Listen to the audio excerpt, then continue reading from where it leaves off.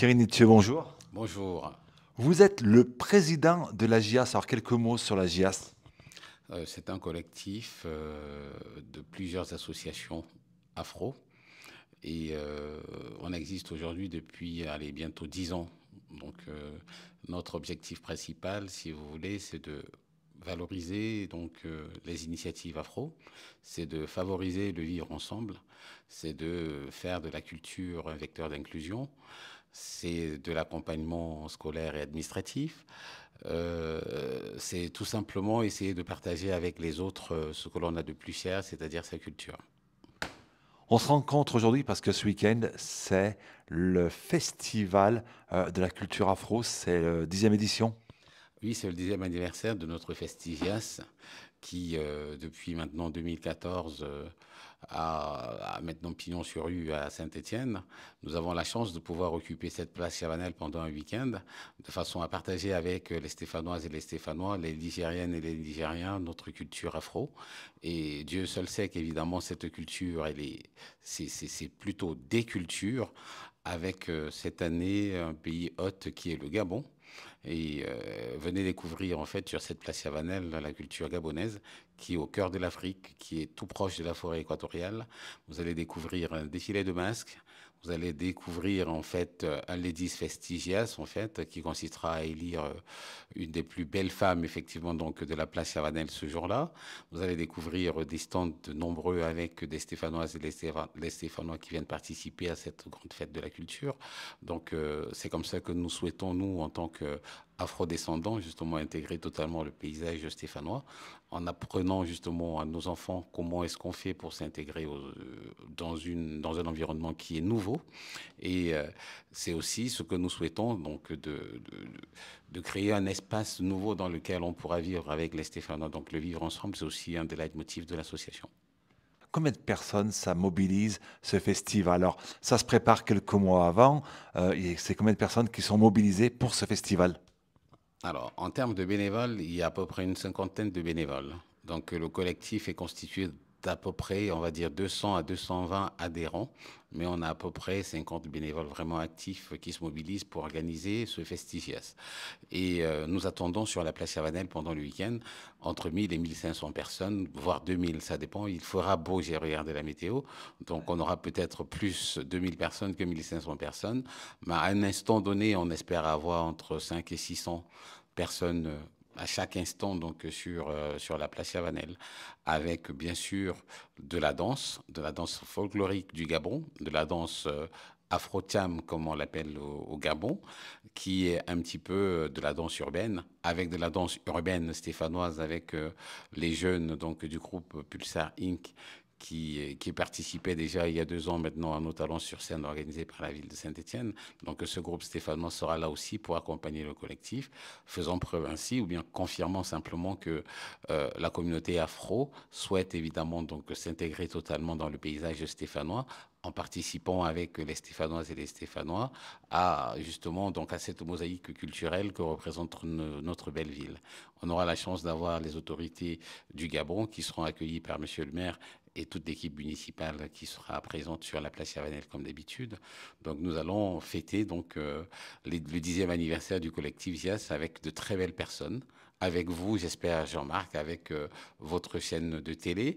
On espère que vous serez présent là aussi pour pouvoir animer les stands qui seront occupés donc par des commerçants de la place de Saint-Étienne, par des personnes qui viennent de Grenoble, qui viennent d'un peu plus loin. Donc on a des personnes qui viennent de loin, de l'Isère, qui viennent de Clermont-Ferrand, mais en grande majorité des personnes qui sont sur Saint-Étienne. Voilà, avec des artistes, hein, donc vous aurez pas mal d'activités. C'est vrai qu'on a des artistes peintres, avec la thématique qu'on a cette année concernant donc les Afriques vertes sur l'environnement. C'est vraiment la question de l'environnement qui est au cœur de notre sujet cette année. Et l'expression des artistes, évidemment, ira complètement dans ce sens. Je vous invite à venir observer ce qui va être présenté sur la place Chavanel. Il y a pas mal de choses. Ça commence samedi à quelle heure et jusqu'à dimanche quelle heure? Alors, le samedi, évidemment, c'est 10 heures, donc l'ouverture des stands. On a la possibilité du temps de midi de déguster donc des boissons exotiques et puis des plats un peu épicés donc de toutes les contrées d'Afrique. Donc je vous invite à y venir avec un temps officiel prévu à 15 heures avec la présence des autorités du Gabon, de la ville de Saint-Étienne, avec une passation de témoins, parce que sur notre festi, on arrive évidemment donc à valoriser un pays chaque année. L'année dernière, c'était Djibouti. Donc, il y aura une autorité djiboutienne qui va passer donc le témoin à l'autorité du Gabon. Et j'aurai la chance de pouvoir ouvrir le 10e festival en présence de Monsieur le maire, de certains collègues, effectivement, et des personnalités que nous avons invitées. Dernière question, Thierry. Le festival, donc, c'est la manifestation, la plus grande manifestation de la JIAS, mais vous faites pas que ça. C'est pas seulement un rendez-vous par an. Vous faites plein de choses avec la JIAS. En effet, je confirme ce que vous dites. D'ailleurs, en ouverture de ce festival de vendredi à la salle Aristide Briand à la ville de Saint-Étienne, on a une conférence sur les Afriques vertes. Donc, un des sujets sur lesquels le collectif s'attarde tout au long de l'année, c'est l'organisation de ces conférences sur des thématiques en lien avec la culture africaine, de la littérature africaine, sur d'autres sujets qui peuvent être d'actualité, surtout des sujets qui permettent, si vous voulez, de mieux connaître les autres, les uns et les autres. Donc ces sujets sont hyper importants pour le vivre ensemble dont je vous parlais. Donc ces conférences s'articulent surtout sur la réception donc des auteurs qui sont donc des auteurs afro ou pas. Donc on a aussi des conférences en ligne qu'on appelle le Club Histoire, en fait, pendant lesquelles on invite des professeurs éminents de Harvard, de Oxford, du Mali, de Douala. Donc c'est hyper important pour nous donc, de pouvoir mettre en avant à notre culture. C'est très important pour nous de pouvoir la partager avec les autres. Donc, c'est une énorme richesse que nous avons de pouvoir partager cette culture avec les Stéphanoises et les Stéphanois. Je voulais quand même préciser quelque chose qui me tient à cœur parce que la jeunesse, évidemment, c'est mon sujet. Donc, nous souhaitons vraiment que les jeunes participent nombreux. Au sein du collectif en particulier, nous avons un groupe de jeunes qui sont déjà assez présents donc, dans les activités de l'association.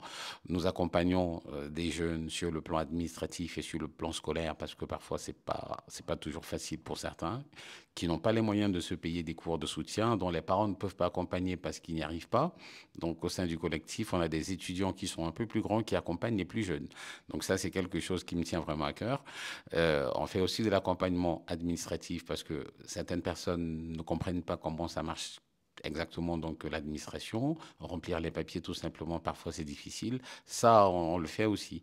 Parfois sur des aspects juridiques aussi, on arrive à accompagner des gens par des conseils, par des aiguillages évidemment que l'on peut faire de temps à autre.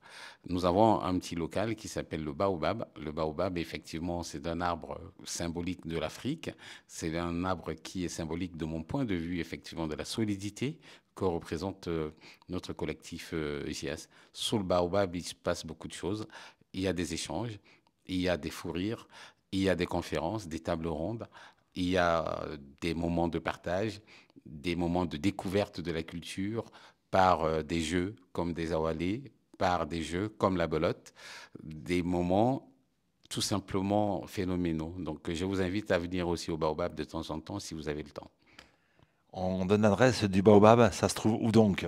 Le Baobab se trouve en rue Émile Raymond, donc en face de l'arrêt de tram donc, de l'université de Trifillerie à Saint-Étienne. Merci beaucoup Thierry. Puis donc rendez-vous samedi pour ce festival et puis pour venir découvrir la JIAS. Merci beaucoup. Merci beaucoup à vous. J'espère vraiment. Venez, venez, venez, venez, venez nombreux, venez nombreuses et nombreux. On va fêter justement donc notre 10e anniversaire avec l'ensemble des Stéphanoises et des Stéphanois. Donc, je vous invite vraiment, ne ratez pas ça. Ne ratez pas ça pour rien au monde parce que les groupes que vous allez découvrir sont vraiment inédits. Vous allez découvrir une culture gabonaise qui est au cœur de l'Afrique, l'Afrique équatoriale, très proche de la plus grande forêt équatoriale du monde. Donc, je vous invite à venir. Il y aura un défilé de masques. Venez, venez voir.